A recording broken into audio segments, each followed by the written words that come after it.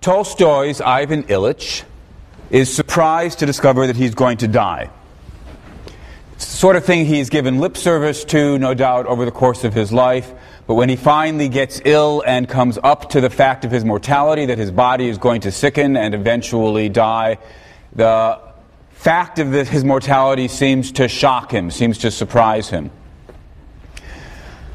We might say, on one level, he believes that he was mortal. He's believed it all along. But at another level, at some deeper level, it comes as a surprise to him. He never really believed it. Now, I take it that we find Ivan Ilyich a perfectly believable example. That is, we think it's conceivable that somebody could, at some level, not really believe they're going to die. But I also take it that Tolstoy means to be putting forward more than just the claim that there could be such a person. Look how bizarre he is, let me describe him for you. But rather the suggestion's meant to be that Ivan Ilyich's case is rather typical. Maybe all of us are in his situation, or at least most of us are in his situation, or at the very least many of us are in his situation. That's a stronger claim, though I think it's not the sort of claim that's unique to Tolstoy, that all of us, or most of us, or many of us, at the fundamental level, don't really believe that we're going to die. You might ask, what kind of evidence could be offered for that? Offering, a realistic scenario, a realistic description of such a person, Ivan Ilyich, doesn't give us any reason to think that most of us or many of us are in his situation. So is there any reason to think that? You might ask, what kind of argument could be offered for a claim like that? What we'd be looking for, I take it, would be some kind of behavior on our part that calls out for explanation. And the best explanation is to be had, this is how the argument would go, the best explanation is to be had by supposing that, those people who behave this way, let's suppose many of us who behave this way, the best explanation of that behavior is to be found by claiming that at some level, at some fundamental level, we don't really believe what we claim to believe. We don't really believe what we give lip service to. Take somebody who perhaps suffers from some sort of compulsion to wash his hands. We ask him, are your hands dirty? He might say, no, of course not. And yet there he is going back to the bathroom washing his hands again. We might say, the only way to explain the behavior is to say that at some level he really does believe his hands are dirty, despite the fact that he says they're not. Well, in the same way, if we could find some behavior on our part that calls out for explanation, if the best possible explanation would be that at some level we don't believe we're going to die, then we might say, look, this gives us some reason to think that we don't really believe we're going to die, even though we say we believe it. Suppose, for example, that if you really did believe, fundamentally, unconsciously, all the way down, however we should put it, if you really did believe you were going to die, the horror of that would lead you to start screaming and just keep screaming. Of course, this example reminds us again of Ivan Ilyich, who screams and screams and screams almost till his death. Well, suppose this was true. Suppose that suppose we believed, we had good reason to believe, if you really took seriously the thought that you were going to die, you couldn't stop screaming.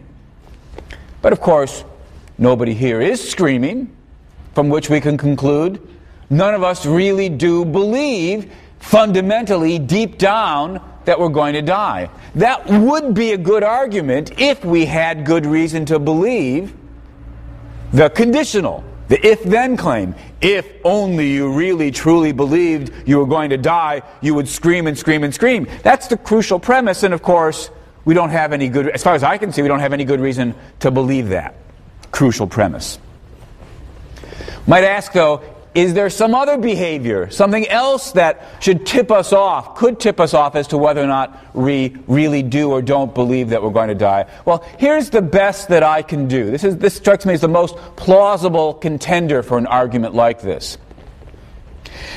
As we know, there are people who have brushes with death. They might be, for example, in an accident and come close to being killed, but walk away without a scratch. Or suffer a heart attack and be on the operating table for some number of hours, and then, thanks to cardiac surgery, what have you, be resuscitated. When people have had these near brushes with death, it's easy to believe that the fact of their mortality is more vivid. It's more before their mind's eye. It's something that they now really truly do believe. And the interesting point is, many people who have this sort of experience, for whom their mortality has become vivid, they often say, I've got to change my life. I need to spend less time at the office and more time with my family, telling the people that I love them, doing the things that are important to me, spend less time worrying about getting ahead, making money, getting the plasma TV, whatever it is. Let's suppose that this is true of all of us, or at least most of us. When we find the fact of our mortality is made vivid, when we really, truly can see that we're mortal, then we change our priorities. Stop giving all the time and attention to trying to get ahead in the rat race and spend more time with our loved ones doing what's important to us. Suppose that claim were true. Well, armed with that claim, we might notice, well, look, of course, most of us do spend a lot of time trying to get ahead, trying to earn a lot of money. Don't spend the bulk of our time doing the things that we really, truly think are most important to us. Don't tell our friends, don't tell our family members how much they mean to us, how much we love them. What are we to make of that fact? Well, maybe the explanation is, although we give lip service to the claim that we're mortal, at some more fundamental level, we don't truly believe it. The belief's not vivid for us. We don't believe it all the way down. Well, this is an argument, at least it seems to me, that has some chance of being right. I'm not at all convinced that it is right, but at least it doesn't seem to be the sort of argument, unlike some of the arguments I considered last time about, nobody believes they're going to die because you can't picture being dead, what have you. This argument, I think, has some possibility of being right. It does seem as though people who have brushes with death change their behavior in significant ways. The fact that we don't behave in those other ways gives us some reason to believe that perhaps at some level we don't completely or fully or fundamentally believe we're going to die. As I say, I'm not sure whether that argument's right, but at least it's an argument worth taking seriously. Let me turn now to a different claim that sometimes gets made about death. This is the claim not that nobody believes they're going to die, that's the one we've been talking about for the last lecture or so, but instead the claim that everybody dies alone. This sounds like one of those deep insights into the nature of death. It's got that kind of air of profundity about it that philosophy's thought to have or aspires to have, that everyone dies alone. This is telling us something deep and important and interesting about the nature of death. Now, as it happens, this is one I'm going to be completely dismissive of. I think, as far as I can see, that the claim we all die alone, however we interpret it, just ends up being implausible or false. I give it such a hard time each time I teach this class that I'm often tempted to just drop it from the discussion altogether. Even though, if you've done the reading of the Edwards paper that I signed, you have a series of quotes from Edwards in which people say things like they die alone. I sometimes come away after this discussion thinking, why am I wasting our time? Nobody really believes this, that we all die alone. And last year I was virtually ready to drop it, and then, I kid you not, that very afternoon I came across a quote. I'll share it with you in a second. Somebody saying, we all die alone. And then, I think it was 2 days later, a week later, I came across another quote of somebody saying, we all die alone. Made me think, I guess this is a common enough thought. So, here are the two quotes. But I think once you start looking for them, you find them every place. This first one is from the folk singer Loudon Wainwright III from his song Last Man on Earth. Quote, "We learn to live together and then we die alone." All right, we die alone. Interesting claim. Seems to say something important about the nature of death. Here's another quote. This is from the children's book Eldest by Christopher Paolini, the sequel, of course, to the bestseller Aragon. Quote, "How terrible," said Aragon, "to die alone, separate even from the one who is closest to you." The answer given to Aragon, "Everyone dies alone, Aragon. Whether you are a king on a battlefield or a lowly peasant lying in bed among your family, no one can accompany you into the void. Everyone dies alone." All right. As I say, this is a common enough view. Two quotes.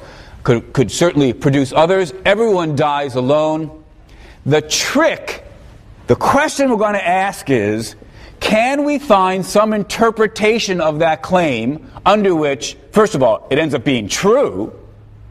Secondly, it ends up being a necessary truth about death. Suppose everyone happens to die on Monday due to some cosmic coincidence. That might be sort of interesting, but wouldn't tell us something deep about the nature of death if people could just as easily die on Tuesday. If it happened to be that everybody dies in a room by themselves, that would be interesting. We might wonder what causes it, but it wouldn't be some deep insight into the nature of death. We're going to get a deep insight if it's a necessary truth about death that everyone dies alone. So it's got to be true. It's got to be a necessary truth. And of course, it's got to be an interesting claim. If, when we interpret the claim, everyone dies alone, that just ends up being a slightly pretentious way of saying everyone dies, we might say, oh yeah, that is true, and it is a necessary truth, but it's not especially surprising. It's not some deep, surprising insight into the nature of death. We all knew everyone dies. You take that familiar fact and you wrap it up in the language, everyone dies alone. If that's all you're saying, you're not saying anything interesting. When people say, everyone dies alone, you're supposed to be gaining some deep insight into the nature of death. Finally, everyone dies alone is supposed to say something special about death. It better not be that everyone does everything alone, because in whatever the relevant sense of alone turns out to be. If everyone does everything alone, then of course that might be interesting, it might be very important and insightful, but you're not saying anything especially interesting about death when you say everyone dies alone, if it's also true that everyone eats their lunch alone. So, look, all this is just, as we begin to ask ourselves, what could it possibly mean when people say everyone dies alone? We're looking for something that's true, necessary, interesting, and, if not unique to death, at least not true of everything. I put these conditions down because, of course, what I want to suggest is, although the sentence everyone dies alone, the claim that everyone dies alone, is one of these things that people say, they're not really thinking very hard about what they mean by it. Because once you actually push people to pin them down, what do you mean by it, you end up with something that's either just not true, or not interesting, or not necessary, or not particularly unique to death. Take a possible interpretation. The most natural, straightforward, literal, flat-footed interpretation. To say that somebody does something alone means they do it not in the presence of others. Somebody who lives by himself goes to sleep. If there's nobody else in the bedroom, he's sleeping alone. Right? On that straightforward interpretation, to say that everybody dies alone, what we're saying is that it's true of each one of us that he or she dies not in the presence of others. That would be, if that was true, it'd be sort of surprising, striking. We might wonder whether it's a necessary truth, but at least there'd be something interesting there. But of course, it's not true. We all know full well that sometimes people die in the presence of others. We read earlier this semester Plato's Phaedo, which describes the death scene of Socrates. Socrates drinks the hemlock and dies in the presence of his friends and disciples. Socrates does not die alone. And of course, we know that there are many, many other cases in which people die in the presence of their friends, family, loved ones. It's just not true, given that interpretation, to say we all die alone. So if that's what the claim means, it's false. Our challenge is to find some other interpretation of the claim. All right, second possibility. When people say everyone dies alone, they don't mean to be saying you die but not in the presence of others. They mean to be saying rather, even if there are others around you, even if there are others with you, dying is something that you're doing alone. They aren't dying. Socrates' friends and disciples are not dying. He's the only one dying. And so everyone dies alone in that sense. Well, that's an interesting claim if it's true, but it's not true. We can certainly have battlefields in which many people are dying along with others. There's Jones dying, but he's not dying alone. There's Smith dying at the same time, right next to him. If that's what people mean when they say everyone dies alone, then that's clearly false as well. Well, I presume that's not what people meant either. But then what was it that they did mean? Well, we could do better. We could say, look, when Socrates dies, he's dying alone in the sense that he's doing it by himself. He's not doing it in cooperation with anybody else, in coordination with anybody else. On the battlefield, even if Smith and Jones are both dying, it's not like this is some sort of cooperative joint undertaking. You could be walking down the sidewalk, and Linda could be walking down the sidewalk, and even though you're both walking down the sidewalk, you're not walking down the sidewalk together. In contrast, you can walk down the sidewalk with somebody. You say, hey, let's go to the library, and you walk down the sidewalk together. Walking is something you can do with others in the sense that it can be a joint activity, a joint undertaking. Perhaps the claim then is that dying is not something that can be done in that way as a joint undertaking. Even if you're in a room or a battlefield where people are dying at the same time as you, to your left and your right, dying is not and cannot be something that is a joint undertaking. Well, that might be a proposal about what people mean when they say everybody dies alone, and if it is, all I can say is, again, it just seems to be false. Now, admittedly, dying as a joint undertaking is far rarer than dying alone. But for all that, we were looking for some deep insight into the nature of death. Everyone dies alone. Everyone must die alone. That's only going to be true if dying as a joint undertaking is impossible. But it's not impossible. You could have, for example, some sort of suicide pact.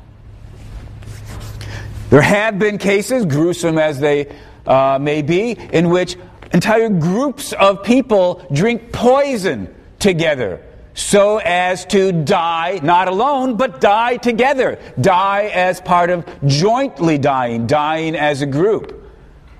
Or you could have, one's told that this sort of thing happens, a couple in love who together jump off the cliff, committing suicide together, dying not alone, but with each other as part of a joint undertaking. Certainly seems possible. I take it cases like this actually do occur. So if somebody comes along and says, no, everybody dies alone, and dying as part of a joint undertaking is impossible, they're just saying something false. These joint undertakings are like, well, you might think of them analogous to playing chamber music with a string quartet. It's something you're doing with others. It's not just a coincidence that they're doing it at the same time. Oh, these people happen to be playing the violin, viola, what have you, next to you. No. We've deliberately coordinated with one another so as to together produce this music. Seems possible in the case of string quartets. Seems possible in the case of joint suicide pacts as well. Well, a fan of the claim that we all die alone might come back and say, well, in the case of the string quartet, although it's true that I am playing with others, somebody could take my part. Somebody else could play the second violin part for me. Whereas in contrast, when I die, even if I'm dying with others, nobody can take my part. So perhaps that's what the claim is meant to be when people say everybody dies alone. Nobody can die your death for you. Nobody can take your part. Now, if that's what they mean, then, small observation, they didn't express themselves very clearly. It seems to me rather a long distance from the thought, nobody can die for me, nobody can take my part, to the claim, everybody dies alone. That seems a rather misleading, unhelpful way of making your point, but let's just bracket that complaint. Is it true that nobody can take my part? Certainly, people can take my part in the string quartet. Is it true that nobody can take my part in terms of my death? Not so clear. It is true. I don't know how many of you have read Tale of Two Cities. If not, I'm about to spoil the plot for you. Here's, at least a strand of the story. The hero of the story is in love with a woman who, alas and alack, does not love him. She loves another man. This other man, alas and alack, has been condemned to death during the French Revolution. Now, as it happens, this is a novel, as it happens, our hero looks rather like the other man. And so as the other man is being carted off to the guillotine to be killed, our hero takes his place. Hence the famous speech, "'Tis a far, far better thing I do today." Right? Our hero sacrifices himself so that the woman he loves can have the man that she loves. Well, for our purposes, the romance isn't crucial. For our purposes, the crucial point is to see that what seems to be going on there is our hero is taking the place of somebody else who's about to die. Just like somebody can take my place in the string quartet, it seems that somebody could take my place at the guillotine.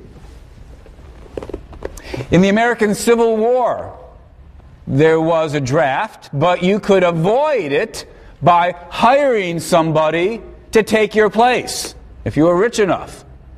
Well, you're in some battle, or rather, your troop is in some battle, and people are being killed left and right. Well, I suppose it doesn't strike me as an implausible thing to say that if everybody in the troop got killed and you would have gotten killed had you been there, but instead the person you hired to take your place gets killed, then he took your place. He substituted for you in the death. So, again, we don't have any clear, true interpretation of the claim that nobody can take my place, even with regard to dying. Well, easy to imagine the fan of this view coming back yet again, saying, although it's true that our hero takes the place of the other man on the guillotine, what ends up happening, of course, is that our hero dies his own death. He doesn't take over the death of the other man. The death of the other man doesn't take place till 20, 30, 40, whatever it is, years later.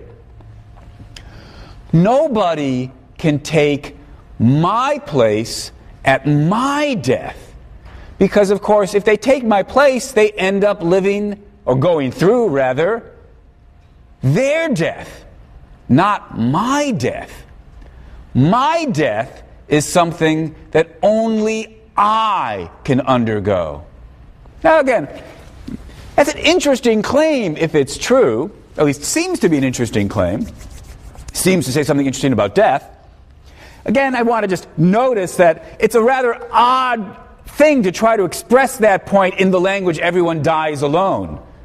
But just bracket that. Have we at least found something interesting, necessary, unique to death when we say, nobody can die my death for me. I am the only one who can undergo my death. Each of us must undergo his own death and nobody else's death. Nobody else can undergo their death for them. Somebody else's death for them. Well, that does seem to be true. And it seems to be a necessary truth.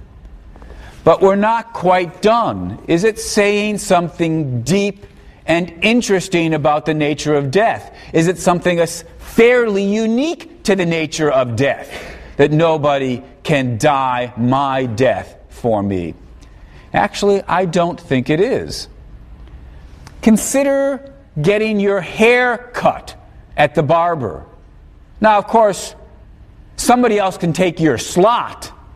All right, there's somebody comes along and says, oh, I need to go to a date, I'm going to be late, would you mind my having your appointment, using your appointment? Say, oh, I'm willing to wait, it's okay, right? So you might say, in some loose sense, they've gotten your haircut.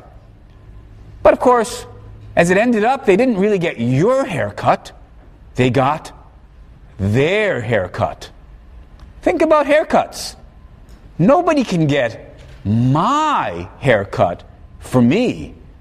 I'm the only one who can get my haircut.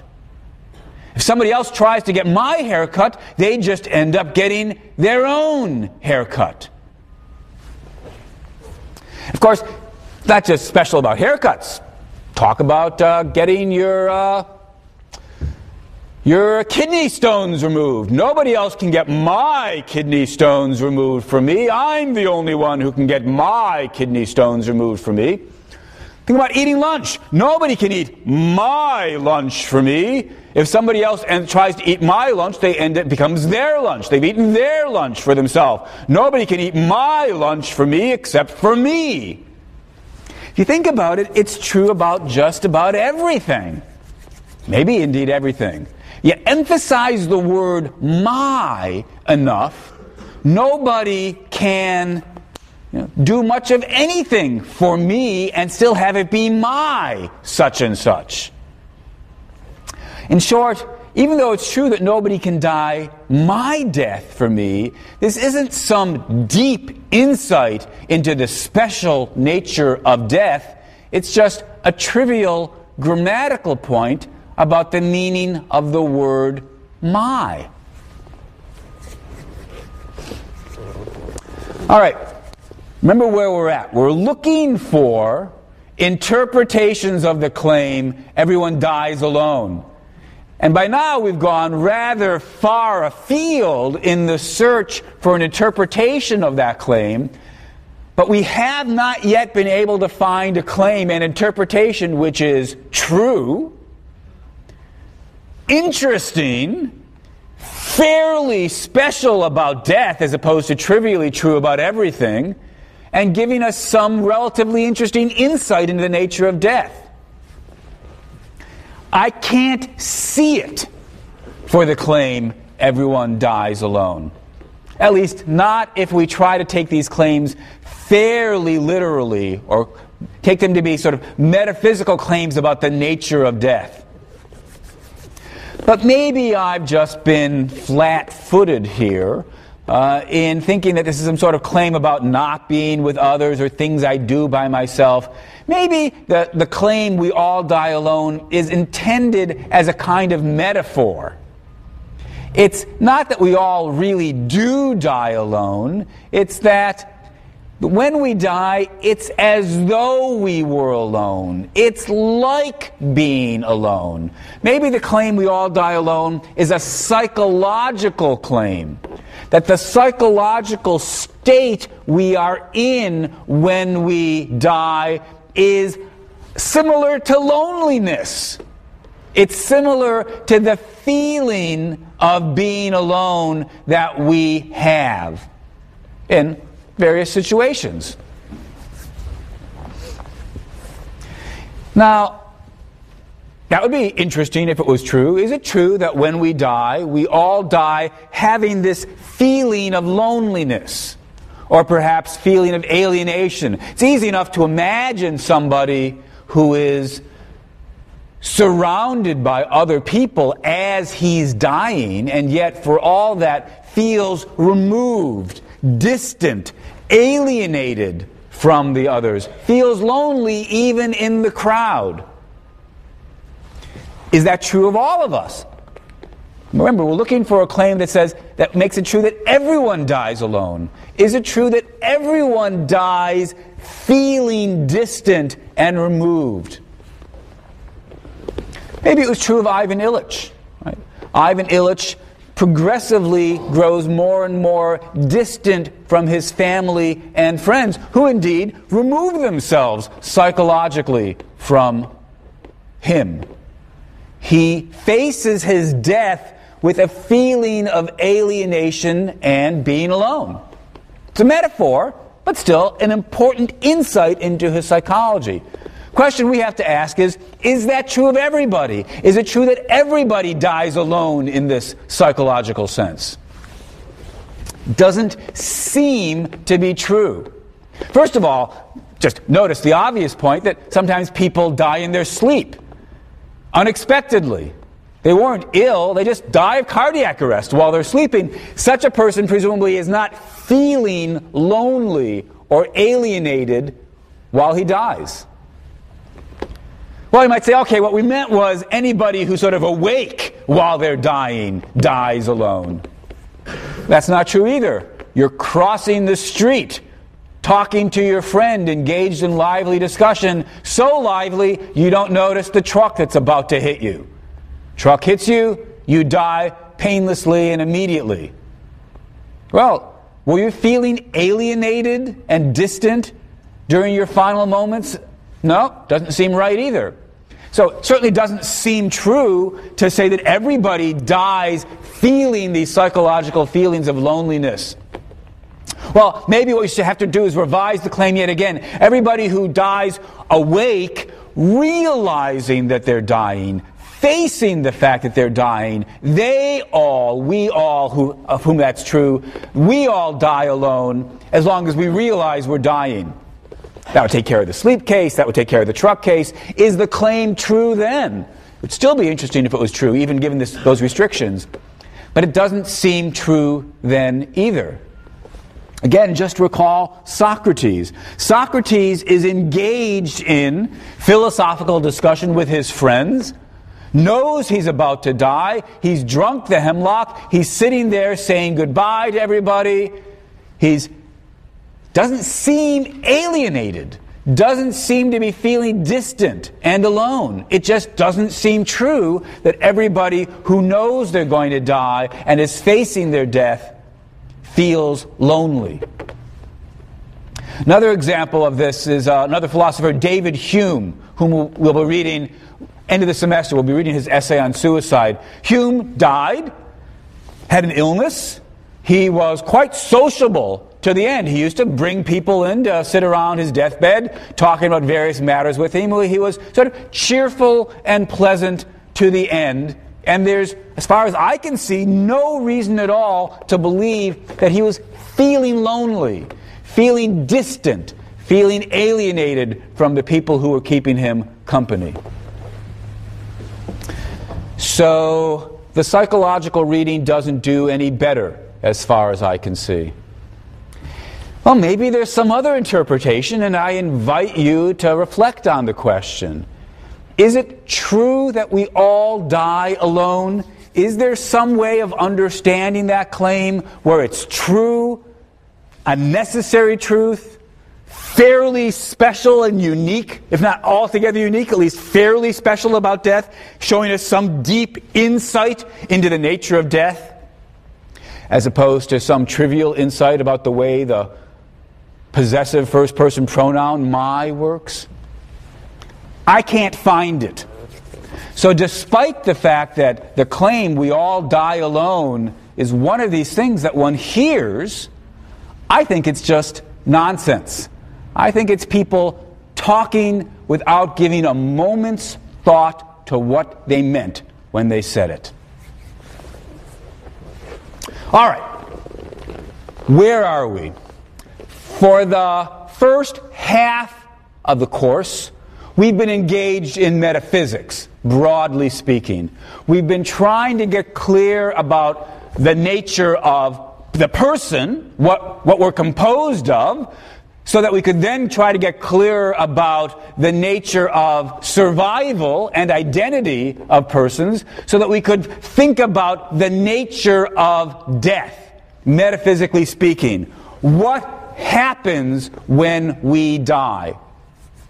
And as you know, I've defended the physicalist conception according to which all we are just bodies capable of doing some fancy tricks, capable of P functioning. And details aside, death is a matter of the body breaking so that it's no longer able to engage in P functioning. As we saw, depending on the particular details of which theory of personal identity you accept, the body view, the brain view, the personality theory of personal identity, we might have to say slightly different things about whether the death of my body means I no longer exist, whether we should distinguish between the death of the body, the death of the person, and so forth. But those details aside, roughly speaking, the following is true. When the body breaks, I cease to exist as a person. And even if we can hold out the logical possibility of my being resurrected or my continuing to exist with a different body as long as it's got my personality, if you happen to accept the personality theory, even though there's the logical possibility of surviving my death or coming back to life, I see no good reason to believe that those logical possibilities are actual. As far as I can see, when my body dies, that's it. As a fan of the body view, I believe I'll still exist for a while. I'll exist as a corpse, but that's not the kind of thing about existence that mattered to me. In terms of what mattered to me, what I wanted was not just that I exist, but that I be alive, indeed be a person with pretty much the same personality. And the truth of the matter is, when my body dies, that's all history. That's where we're at in terms of the metaphysics. We could summarize this by saying, when I die, I cease to exist.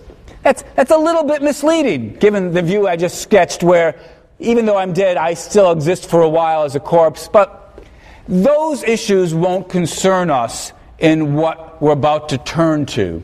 Let's just suppose that, for the sake of avoiding those complications, that when my body dies, it gets destroyed.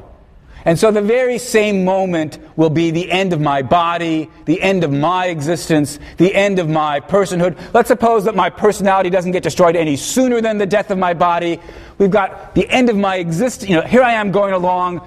The atomizer comes along, blows me up. Simultaneously, we've got the death of my person, the death of my body, the end of what matters to me, the end of my existence. Death is the end. And even though these things can come apart slightly under certain scenarios, those details won't matter for what we're about to turn to. Well, what are we about to turn to? We're about to turn to value theory. We spent the first half of the semester, you might say, trying to get clear about the metaphysical facts. And now that we've done that as best we can, we want to turn to the ethical or value questions. How good or bad is death?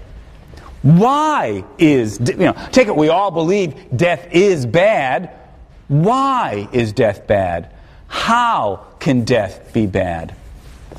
So this is the big continental divide for the course. First half of the class was metaphysics. Now we turn to value questions. And the first question we're going to be focusing on is just this, the question of the badness of death.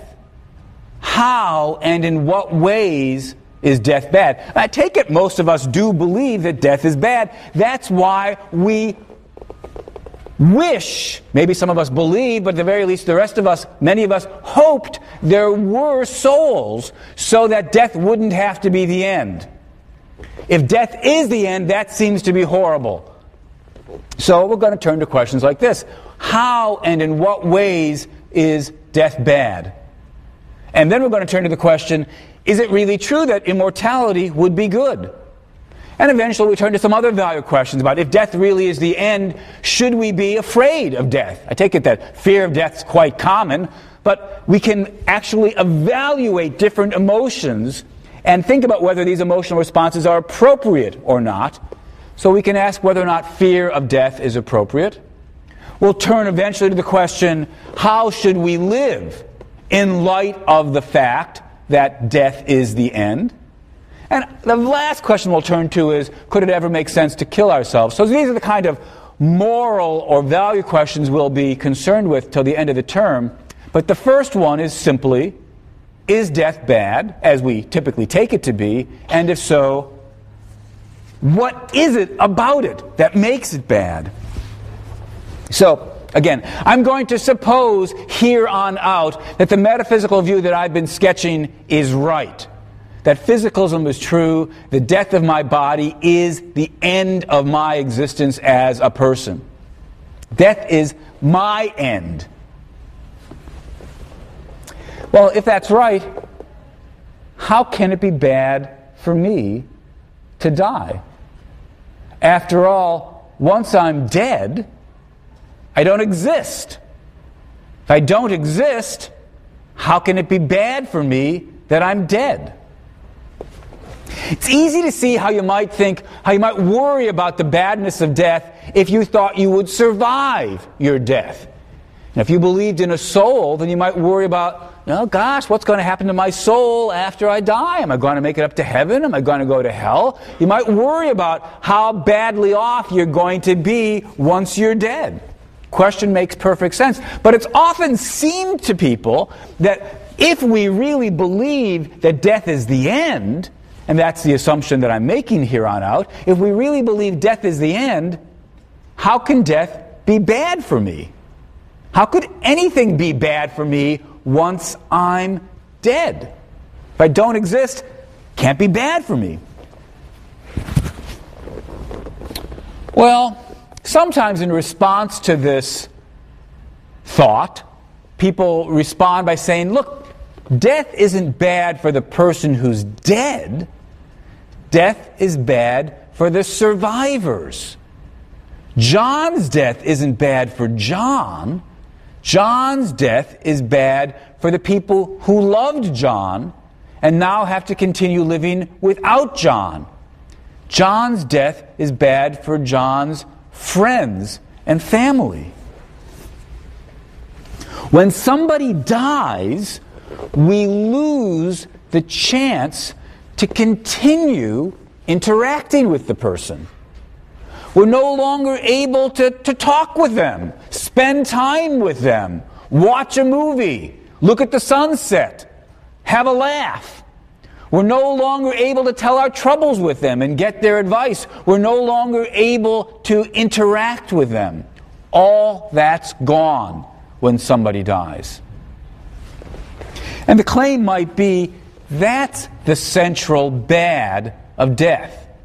Not what it does for the person who dies. It's not bad for the person who dies. It's what it does for the rest of us. Now, I don't in any way want to belittle the importance of the pain and suffering that happen for the rest of us when somebody that we care about dies. Indeed, let me take a moment and read a poem that emphasizes this thought. Because this is certainly one central, very bad thing about death. It robs us of our friends, we, the survivors, it robs us of our friends and loved ones. Poem.